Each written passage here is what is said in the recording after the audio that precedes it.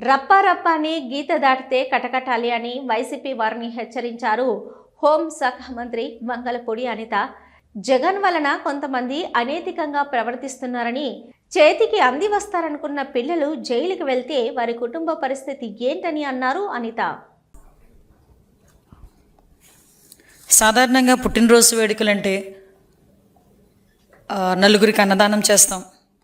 లేదు మన నాయకుల పుట్టినరోజు అంటే ఎక్కడైనా రోగులకి పళ్ళు, అదేవిధంగా రొట్టెలు పంచటం, లేకపోతే ఎక్కడైనా కొంచెం అన్నదానం చేయటం, ఎక్కడైనా గుళ్ళోకి వెళ్ళి పూజలు చేయించి అతనికి ఆయురారోగ్యాలు ఇవ్వారని చెప్పి పూజలు చేయటం, లేకపోతే ఇంకొంచెం ముందుకెళ్ళి ఎవరికైనా రోగులకు ఉపయోగపడేటట్టుగా రక్తదానం చేయటం, ఇలాంటివన్నీ జనరల్గా మానసికంగా కరెక్ట్గా ఉండేవాళ్ళు చేసే పని.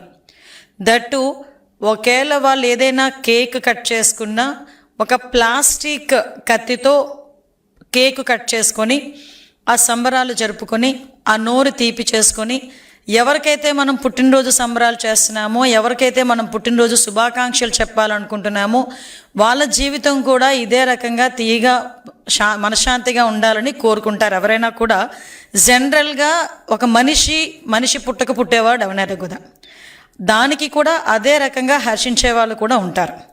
కానీ ఈ మధ్యకాలంలో అంటే ఒక సైకోతత్వం, ఒక ఉన్మాదత్వం, ఒక రాజకీయ ముసుగులో రౌడీయిజాన్ని ప్రేరేపించేటట్టుగా రౌడీయిజం చేస్తున్న నాయకులుగా ఈరోజు కొంతమంది వాళ్ళ నాయకుడు తాలూకా పుట్టినరోజులకి కేకులు కట్ చేసే కత్తి ఈ రకంగా ఉంటుందని నాకు ఈరోజే తెలిసిందండి.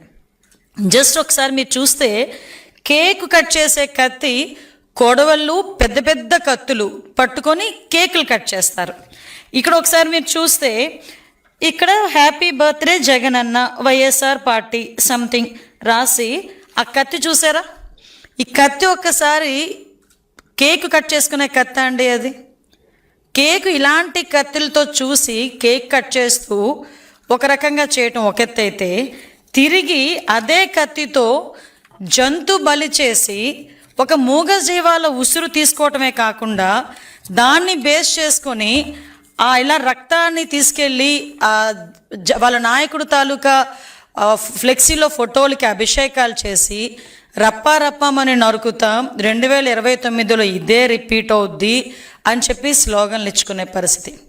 అంటే దీన్ని చూస్తూ ఉంటే మానవత్వం ఎటువైపు వెళ్ళిపోతుంది అన్నది ఒక పక్క అయితే, అంటే రాజకీయాన్ని అధికారం కోల్పోయిన తర్వాత కూడా రాజకీయ ముసుగులో రౌడీయిజం చేస్తూ ప్రజల్ని ఏ విధంగా